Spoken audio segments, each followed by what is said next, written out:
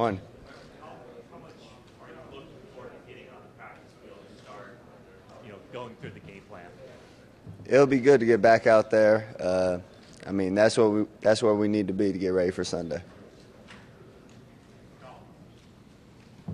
Can you tell us about how much Hobble has meant for you as a coach playing quarterback? He's been a great coach. He's done a lot for me, making sure that this team's going, this offense is going, making sure that the quarterbacks are ready. Back right. Colin, good morning. What do you better today now compared from what you were doing when you first started the game, and why do you that better now? I think there's a lot of experience under my belt now, a lot more time in the offense on the game field. I think that's the biggest difference between now and then. Right in the center. Can you talk a little bit about Mike Crabtree and how it seems when he's took over the job, you target him more, he catches more balls, he's been a bigger factor. Talk about the kind of player he is and your relationship with him. Crab's a great player. He does a lot of things well. He's a very physical receiver. He wants to get in the end zone every time he touches the ball. So, as a quarterback, that's something you love. Cap, yesterday Randy Moss talked about the velocity of your ball and you breaking hands and fingers and whatnot. Have the coaches talked to you about when to maybe use the fastball, and have the receivers complained or talked to you about, just the strength of your arm and how fast you throw the ball? Yeah, in practice they do. Come game time, though, nobody says anything. It's any way we can get the ball in their hands, they're going to be happy. Hey, Colin, how many tickets did you get for the game, and how did you distribute them, and how many people in your family or friends wanted tickets? How tough of a whole chore was that? I got all my 15 tickets, and I gave them all to my parents to distribute to the rest of the family. That's not my business. Yesterday, Mike Upati said that you make his job a lot easier because even if they sort of mess up and let somebody by, you're so athletic that you can still make a play out of it. Could you explain how the offensive line and maybe Mike in general make your job easier? They've been doing a phenomenal job blocking people. Pass protection, I've barely been touched. And in the run game, they're opening up huge holes for our running backs. They're opening up the edges for me when I've been running. Our offensive line, they've been playing lights out. Hey, Colin, how tough was it for you the first year and a half of your career not being able to play? What kind of kept you going? What got you through it? And what was it like to finally get on the field? It was tough. Watching this team do well and not being able to contribute. For me, what kept me going was just the fact that I might get an opportunity to get out there, and when I did, I needed to take advantage of it. I think that was the biggest thing.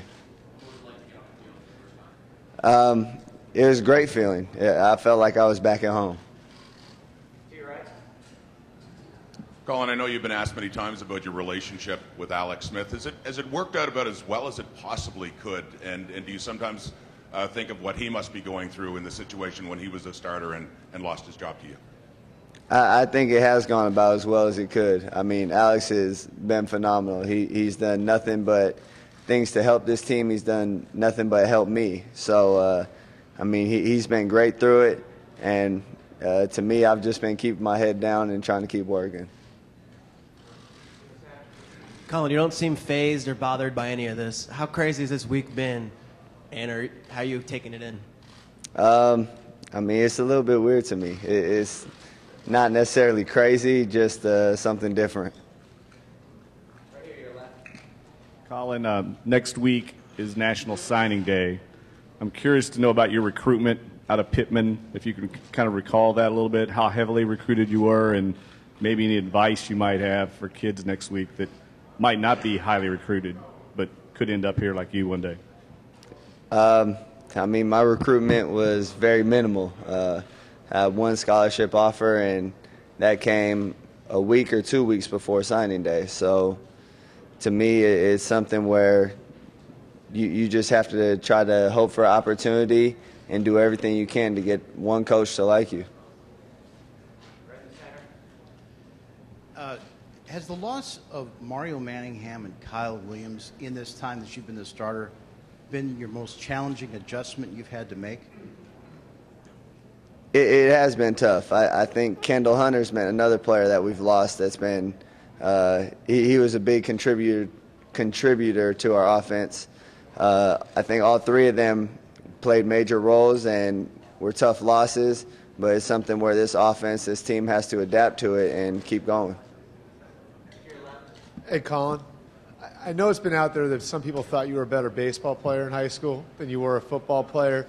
A, is that true? And B, what pushed you and what made you want to continue with football and not try to pursue baseball? Yeah, I was a better baseball player in high school, a lot more heavily recruited. But to me, football is what I loved. It's what I wanted to do. Colin, you have 2 weeks to get ready for this game. How important has that been for you to have the additional week to get ready for an opponent you haven't seen before? It gives us another week to really scheme up their defense, get extra looks at what they're doing, and really try to detail them out. Any extra time you can get looking at something, the more comfortable you're going to be with it, and hopefully the more prepared we are.